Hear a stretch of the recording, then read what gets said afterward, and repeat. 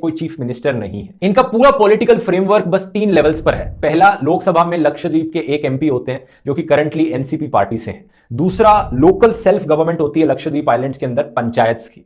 और तीसरा, प्रेसिडेंट एक एडमिनिस्ट्रेटर को अपॉइंट करते हैं जो पूरे लक्षद्वीप आइलैंड्स की गवर्नेंस के लिए रिस्पॉन्सिबल है। साल 2020 तक लक्षद्वीप के एडमिनिस्ट्रेटर थे दिनेश्वर शर्मा, जो कि एक आईपीएस ऑफिसर थे। उनसे पहले भी ढेर सारे वेल एजुकेटेड आईएएस और आईपीएस ऑफिसर्स लक्षद्वीप के एडमिनिस्ट्रेटर्स बने थे। तो ये एक ऐसी पोजीशन थी जो ब्यूरोक्रेट्स को दी जाती थी आमतौर पर।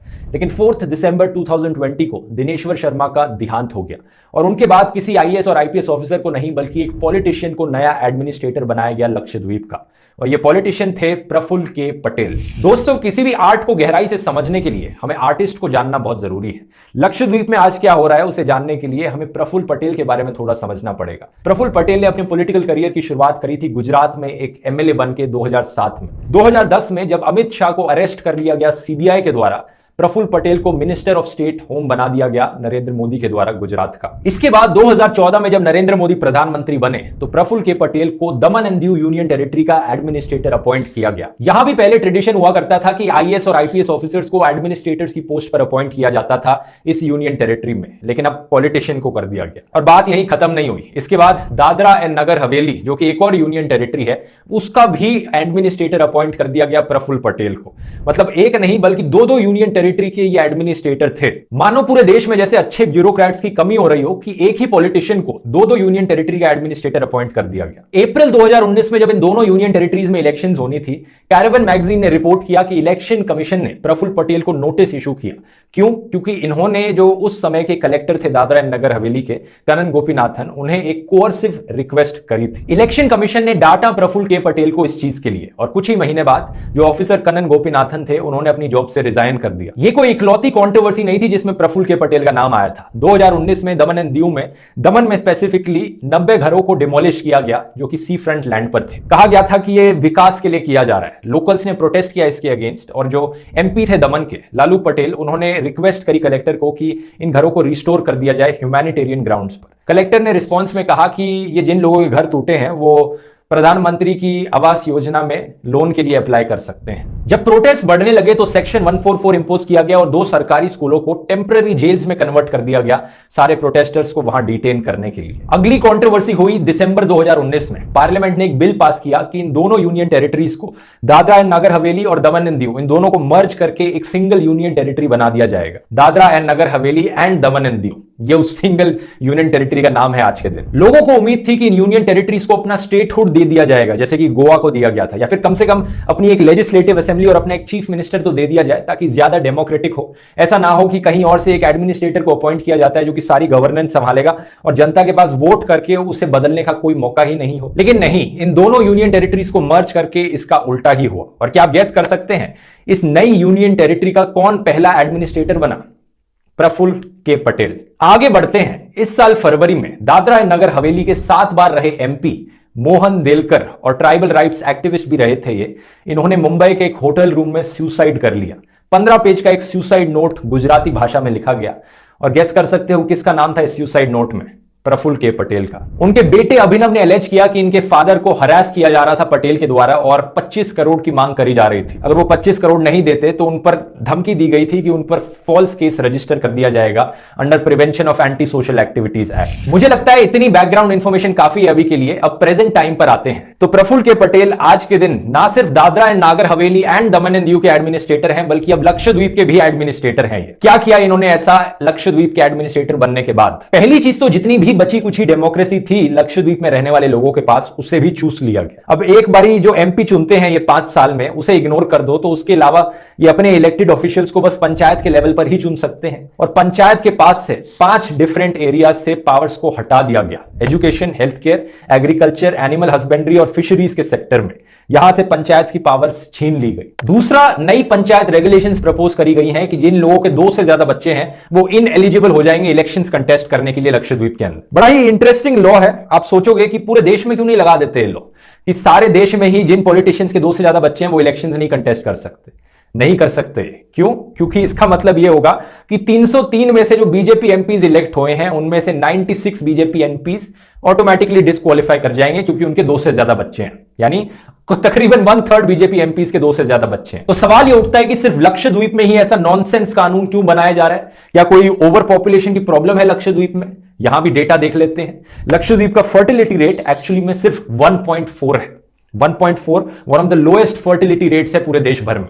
बिहार का 3.2, उत्तर प्रदेश का 3.0, मध्य प्रदेश का 2.7, राजस्थान का 2.6। ये डेटा खुद सरकार की ministry of health and welfare के द्वारा निकाला गया है। यकीन नहीं होता, रिपोर्ट का लिंक मैं नीचे डिस्क्रिप्शन में डाल दूंगा। इस रिपोर्ट में यह भी बताया गया कि लक्षद्वीप में women literacy one of the highest है पूरे देश में एट 96.5%। तो क्यों ऐसा रेगुलेशन लाया जा रहा है? लोकल लोग जो है वो एलेज करते हैं कि सरकार ये ऐसा कर रही है ताकि कुछ जो प्रोमिनेंट पॉलिटिशियंस हैं उन्हें रोका जा सके लक्षद्वीप की इलेक्शंस में लड़ने से। तीसरा, लक्षद्वीप के लोग अलेज करते हैं कि प्रफुल्ल के पटेल ने ही कोविड को फैलाया है उनके आइलैंड पर। ऐसा क्यों? क्योंकि पिछले साल जब पूरे देश में कोविड की पहली वेव आई थी, लक्षद्वीप आइलैंड्स में एक भी केस नहीं था कोरोना का। क्योंकि स्टैंडर्ड ऑपरेटिंग प्रोसीजर यह था कि कोई भी अगर लक्षद्वीप में आएगा तो पहले तो उन्हें टेस्ट कराना पड़ेगा और टेस्ट कराने के बाद उन्हें 14 दिन तक क्वारंटीन में रहना पड़ेगा।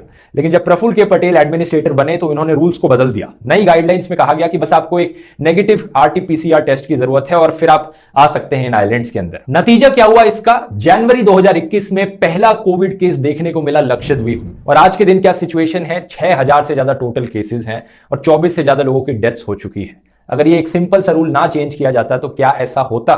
शायद नहीं। चौथा है एक एंटी गुंडा एक्ट। अब आमतौर पे क्या होता है दोस्तों, लॉ एंड ऑर्डर कैसे मेंटेन किया जाता है? अगर किसी को कुछ गलत करते हुए पकड़ा पुलिस ने तो पुलिस उसे अरेस्ट करती है, कोर्ट के सामने उस बंदे का ट्रायल होता है और कोर्ट डिसाइड करता है कि वो इंसान गिल्टी है या नहीं है ना। लेकिन रिसेंटली हम ऐसे कई केसेस होते हुए देख रहे हैं कि सरकारें ऐसे लॉज बना रही है जहां पर पावर पुलिस के पास जा रही है जो जुडिशरी के पास होनी चाहिए। आज से 100 साल पहले एक रॉलेट एक्ट पास किया गया था ब्रिटिश के द्वारा, जहां पर किसी को भी अरेस्ट किया जा सकता था और जेल में डाला जा सकता था बिना कोर्ट के ट्रायल के। 100 साल बाद इंडियन सरकार ने UAPA अमेंडमेंट बिल बनाया 2019 का। सेम चीज करी सरकार ने कि सरकार के पास पावर है, वो किसे टेररिस्ट घोषित करेंगे और उन्हें बिना ट्रायल के जेल में डाल के रखा जा सकता है। मार्च के महीने में बिहार में भी एक ऐसा ही लॉ बनाया गया, Bihar special armed police bill 2021, जो पुलिस ऑफिसर्स को स्पेशल पावर देता है कि वो सर्च एंड अरेस्ट कंडक्ट कर सकते हैं बिना किसी वारंट के। इतना ही नहीं, अगर कोई पुलिस ऑफिसर खुद कोई ऑफेंस करता है इस एक्ट के अंदर तो कोर्ट को भी एक्शन लेने से पहले सरकार के एक ऑफिसर की ऑथराइजेशन लेनी जरूरी है। मतलब सरकार की परमिशन लेनी जरूरी है, इससे पहले कोर्ट कोई एक्शन ले पाए। अब लक्षद्वीप पर आते हैं। लक्षद्वीप में एक नए लॉ का ड्राफ्ट इंट्रोड्यूस किया गया है जिसका नाम है prevention of anti social activities या एंटी गुंडा एक्ट। बेसिकली अलाउ करता है कि किसी भी इंसान को डिटेन किया जा सकता है बिना पब्लिक डिस्क्लोजर के फॉर अप टू 1 ईयर। अब क्या सेंस बना इसके पीछे? कुछ लोग कहेंगे बड़ा क्राइम रेट बढ़ने लग रहा है लक्षद्वीप में, क्राइम की प्रॉब्लम बहुत ज्यादा होगी इसलिए ये एक्ट्स इंट्रोड्यूस किए जा रहे हैं। इसी तरह की जस्टिफिकेशन देते हैं ना ये अंधे लोग जो होते हैं, जो हर चीज को सपोर्ट करते हैं। अब मैं इसका भी डेटा आपको दिखाता हूं। पूरे देश में लक्षद्वीप का क्राइम रेट लोएस्ट है। तो भाई किसके लिए इंट्रोड्यूस किया गया है ये?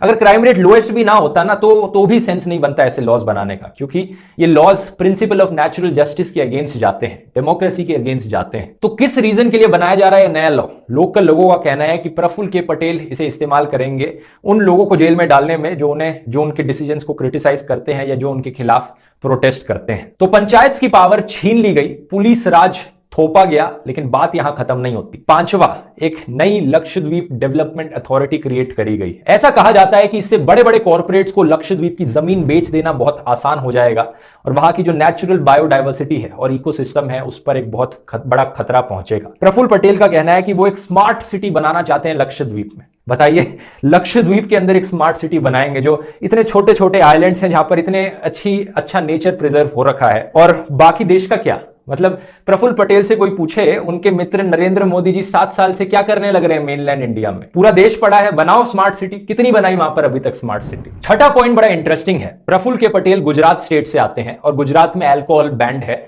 बिहार की तरह। तो आप सोचोगे कि उनकी जो थिंकिंग होगी उसी थिंकिंग को लक्षद्वीप में भी अप्लाई करेंगे, लेकिन नहीं। लक्षद्वीप में एक्चुअली में अल्कोहल पहले से ही बैंड थी। प्रफुल्ल पटेल ने उसका उल्टा ही किया। अभी तक सिर्फ लक्षद्वीप के एक आइलैंड के एक रिजॉर्ट पर एक शराब का ठेका था। अब प्रफुल्ल पटेल ने इन रिस्ट्रिक्शंस को हटा दिया और परमिशन दे दी कि और शराब के ठेके खुल सकें लक्षद्वीप के आइलैंड्स पर। सातवां, CPIM के एक MP एलेज करते हैं कि प्रफुल्ल के पटेल ने बहुत से लोकल फिशरमैन के घरों को डिमोलिश करवाया। एक फिशरमैन का जो लक्षद्वीप में थे, उनका वीडियो भी वायरल गया था ट्विटर पर, जहां पर वो बता रहे हैं अपनी कहानी।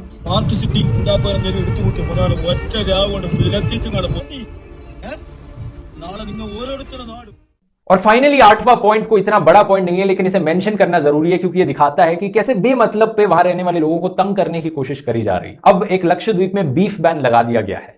अगर आपको नहीं पता, लक्षद्वीप में रहने वाले लोगों का जो कल्चर है वो मलयाली कल्चर से, केरला में रहने वाले लोगों के कल्चर से काफी सिमिलर है। तो वहां पर लोग बीफ खाते हैं ट्रेडिशनल। तो जबरदस्ती, मतलब जब पता है कि वहां रहने वाले लोगों को के कल्चर का ये पार्ट है, फिर भी उन पर एक बीफ बैन थोपा जा रहा है। काफी माइनर पॉइंट है, लेकिन ओवरऑल जो पॉइंट्स मैंने बताए उनके बारे में जरा सोचकर देखिए। हमारे देश में एक ग्रुप ऑफ आइलैंड्स हैं यहां पर, जहां पर लोग बहुत एजुकेटेड हैं, हवा बड़ी साफ है, कोई पोल्यूशन नहीं है, कोई कूड़ा कचरा नहीं फैला हुआ, बड़े साफ क्लीन बीचेस हैं वहां पर, कोई क्राइम भी नहीं है, ओवर पॉपुलेशन की भी कोई प्रॉब्लम नहीं है, कोविड की भी कोई प्रॉब्लम नहीं थी अंटिल रिसेंटली। जो वहां रहने वाले लोग हैं वो अपने लाइवलीहुड के लिए फिशिंग करते हैं एक सस्टेनेबल तरीके से। ऐसा भी नहीं है कि उनकी फिशिंग से वहां की फिश की जो पॉपुलेशन है वो कम हो रही हो।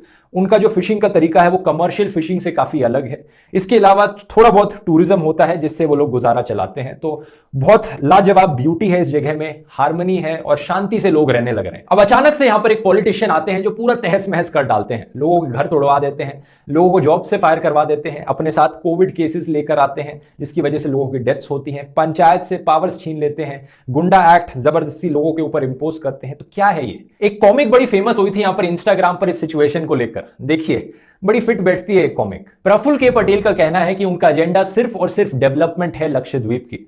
वो मालदीव से कंपेयर करते हैं कि मालदीव्स में इतने अच्छे रिजॉर्ट्स हो सकते हैं तो ऐसा लक्षद्वीप में क्यों नहीं हो सकता। लेकिन मैं यहां पर सवाल उठाना चाहूंगा कि किस तरह की ये डेवलपमेंट है, किसके लिए ये डेवलपमेंट है? क्या उस तरह के 5 स्टार रिजॉर्ट्स बनाने से लक्षद्वीप में रहने वाले लोकल लोगों का फायदा होगा या फिर उन कैपिटलिस्ट लोगों का फायदा होगा जो बड़े बड़े अमीर लोग आकर जमीन खरीद लेते हैं और सारा प्रॉफिट ले जाते हैं इन रिजॉर्ट्स से? क्या इस तरह की डेवलपमेंट से नेचुरल बायोडायवर्सिटी बची रहेगी लक्षद्वीप की, या फिर वो भी बाकी देश की नेचुरल बायोडायवर्सिटी की तरह बेचकर खत्म कर दी जाएगी? क्या इस तरह की डेवलपमेंट से वहां रहने वाले लोगों को सुकून मिलेगा? क्या वो सही में चाहते भी हैं? कभी पूछकर देखा है उनसे? जरा सोचकर देखिए इन सब चीजों के बारे में और अपनी आवाज उठाइए लक्षद्वीप के लिए। उम्मीद करता हूं ये वीडियो इन्फॉर्मेटिव लगा होगा दोस्तों। मिलते हैं अगले वीडियो में। बहुत बहुत धन्यवाद।